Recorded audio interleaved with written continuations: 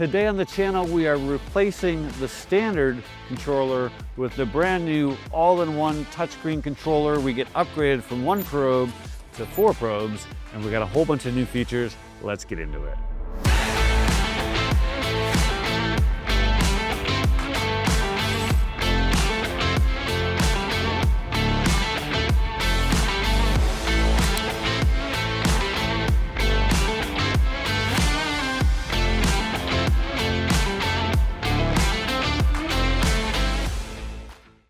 What's up, RPG fans? My name is Jake, and today is an exciting day. Today we're installing what's in this box. It's the new all-in-one touchscreen controller for the Pits and Spits. Now, when I bought my Pits and Spits, one of the things that I liked about it is that you can actually change the program a little bit. They have one for, of course, the 2000 standard settings, and then they've got a smoke mode that creates a little bit more smoke. I also wanted the wood cage, and of course stainless steel, just a little bit more hassle-free, amongst a few other things, which honestly, if you like, I'm going to do a video down below that just kind of highlights why I went with the Pits and Spits here soon. But you know, when I got it, I ordered it with a new touchscreen controller. They spent 3 years working on it, and it's finally out. I happen to have it right here, and today we're going to install this bad boy. I'll give you a quick look at it. Here it is here. Now we go from 1 pit probe to 4 now. Your wireless is on the front and it's all touchscreen. Got a couple connectors on the back here. We're gonna connect it to Wi-Fi. I've got the app running on my phone, so I'll have to connect this one to the app and delete the old controller. But this gives you a little bit more functionality and tweaking. This works on all models. You can go into the settings, and there's a couple different settings depending on which size, the 850, 1250, or the 2000. But let me bring you in. We'll start to take this guy apart and get this thing installed so we can try it out. All right, so first things first, we've got to unplug our power.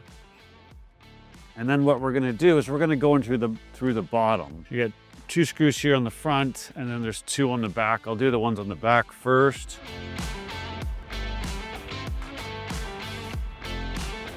Okay. Then we'll do the 2 on the front.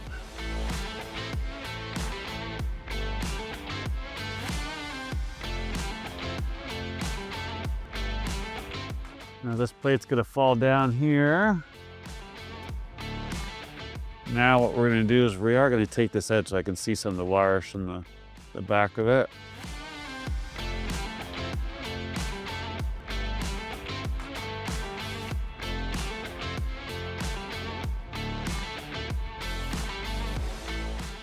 See if I can see what's going on here. All right, so it's gonna be a little hard to show you. We're gonna take a picture just to make sure. So I can see. Red, green, blue, and black down there. And then we've got a couple on this side. I can pull it out through the bottom. I was just trying to see if I can give you a better shot. Let's see how much. Now I can give you a shot of the back here. You can see a little bit of what's going on. There's a wire tie. Let me go get some side cutters for a sec. All right, so see what's going on here. There we go. And what this does is exposes all of our connectors here, okay? This is for our pit probe. All right, so we're gonna unplug these real quick. There we go. Now I can show you the back of it. This is going to our wireless module, because I had the other one with the wireless on the side here, and then we've got our cables. We're gonna leave the rest alone because we're looking for these plugs here, and this comes with a harness here, okay? So all down here is the bottom of these, so we're gonna swap these out. All right, so we're gonna go start to pull some of these apart. Can't quite see what we're doing here. Now I'm gonna pull it back up here just so I can get a better shot and show you guys what's going on. Pull these aside. There you go. Now you can see we've got some connectors here. Just gotta figure out, oh, there we go. So we're gonna match these up before I get too far. Black and white. Okay. We got blue.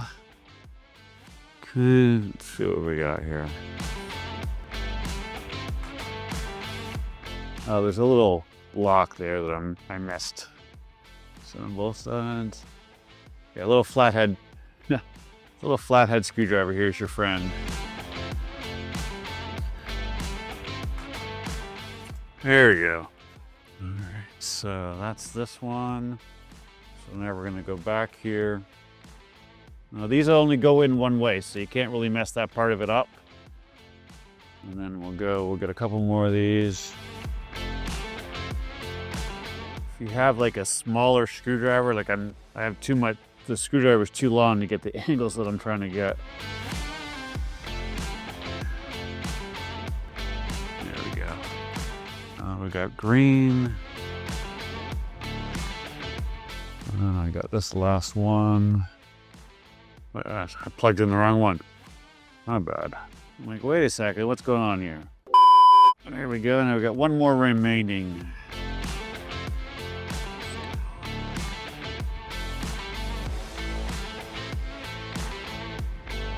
Just like that, we've got our controller off. So our new one's gonna have to go up from the bottom, but we have, this plug's gonna go on here, right? This way. We'll only go in one way. And then we've got to connect our pit probe here. So let me put this on. Pull this through down here. We'll connect like so. And then before I put this up in here, I'm gonna put my ends on here. And we're gonna wire tie that back in place once I get it there, but this is essentially what we're doing here.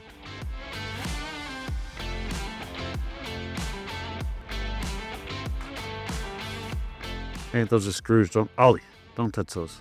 Thank you. Good boy. Look, you don't need to be in my face right this second. Hi, what's up? We have a little helper here that's feeling a little left out. Huh? What's up? So one thing real quick here. I just talked about connecting these. I'm gonna put them both on one. If I'm not correct on this, I'll put them on the screen. I emailed Pits and Spits just to double check.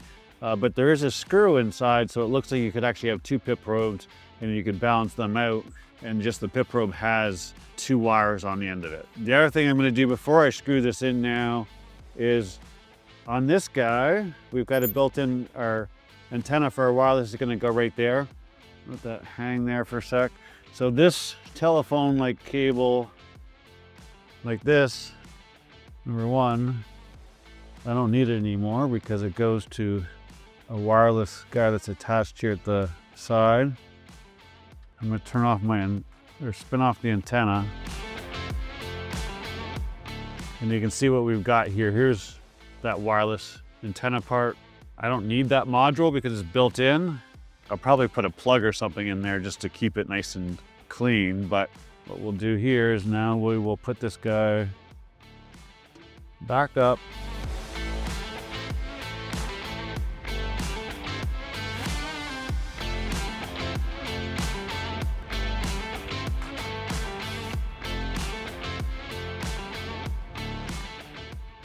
So we're straight.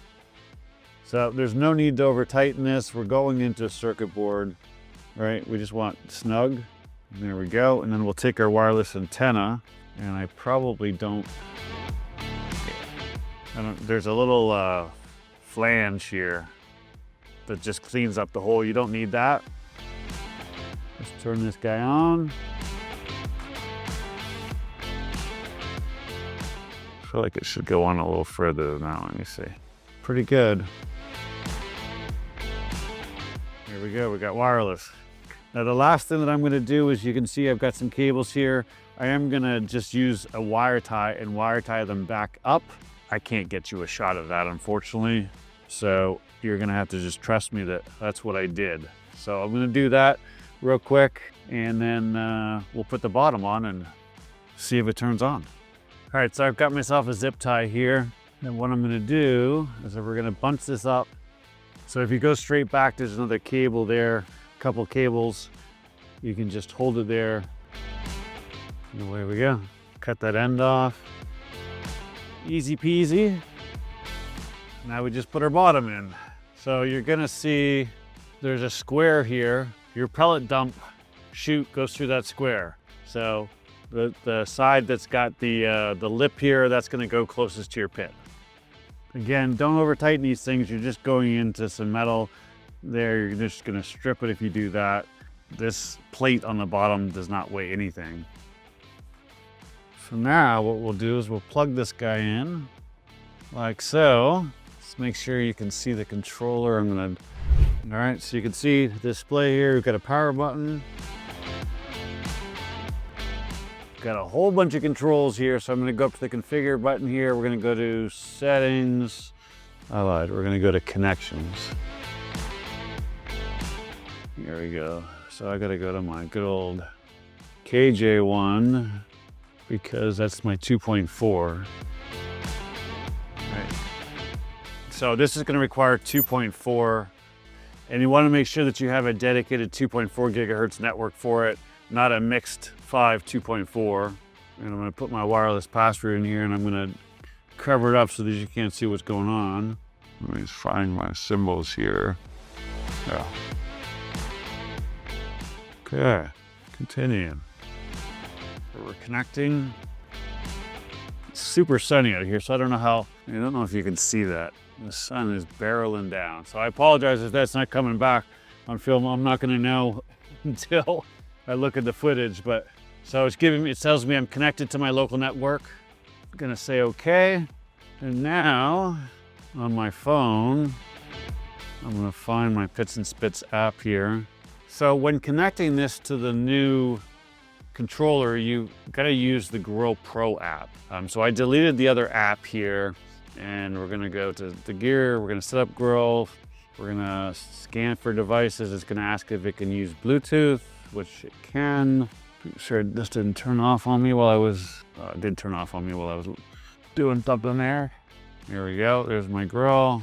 I'm gonna rename this because I feel like and cook. Something else, save, connected to that. Any advanced settings.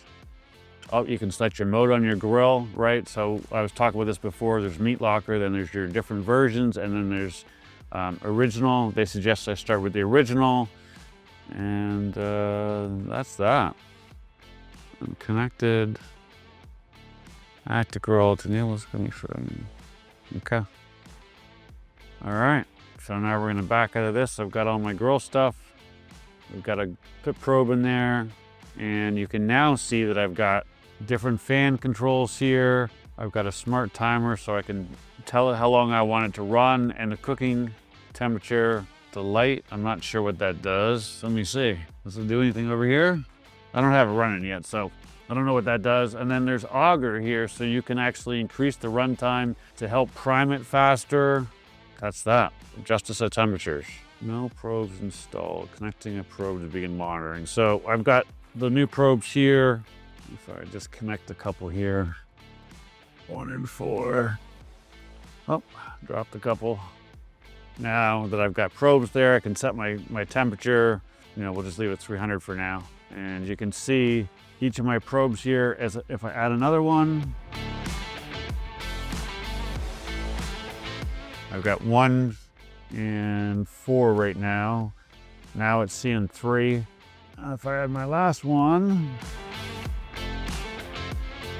sure it's in all the way here. And now we've got 1, 2, 3, 4 showing here on the right. And there you have it. We've got our new all-in-one touchscreen controller installed. To give you an idea, here's the tools you're gonna need. You're gonna need a Phillips, you're gonna need a flathead, and you're gonna need a pair of side cutters, dikes, whatever you wanna call them. And you're gonna pull these guys out, right, like so. If you have that, if you don't have this, then you don't even have to worry about it. They sent me with that controller and the wireless so I could start filming, and then I just had to replace it with the digital. But hopefully you got this chance to see a little bit out of that. It's difficult with the sun. It is quite bright out today, but I will be putting this thing through the paces here real soon, showing you a little bit more about how it works. You can also do everything on the touchscreen. If you don't want to use the app, Let me show you what that looks like. It's a little difficult to see in the sun, but try to give you a quick tour here. All right, so there's our base screen. You could see if we had pit probes in there, you could see what their temperatures were. All right, so it's a little difficult in the sun. I'm gonna do my best to kind of shade it to show you. I can see it fine, it's just the camera's having a tough time picking it up. But you can see here's our base thing, here's our pit temperature. Sun's been beating it down on it for a couple of days now, so it's not quite that warm, but. Then if we plug a probe in here, the probes are reaching 84. You can see what's going on there. Now they're in the shade a little bit, they're cooling down. Actually, I'll leave that there. And then we got a timer here. You've got time remaining if you use that function. You've got a stopwatch that tells you the time elapsed. You can set that up in there. Then if we go over to this guy here, now we can see all our pit probe and then each of our individual probes. And here's our auger speed. So you can make this run, not speed, sorry, but you can make this run to help prime the auger if you run out of pellets or something like that. Cancel here. What else we got? We got a chart. So you can track your cook, how it's going throughout the progress if you want a visual shot of that. And then finally, we've got this open flame mode. We're gonna talk a little bit about that in another video, but that gives you an idea of what's going on.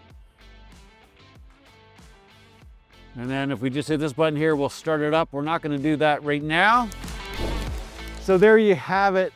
That's our first look at the all-in-one touchscreen. I'm super excited to try it out.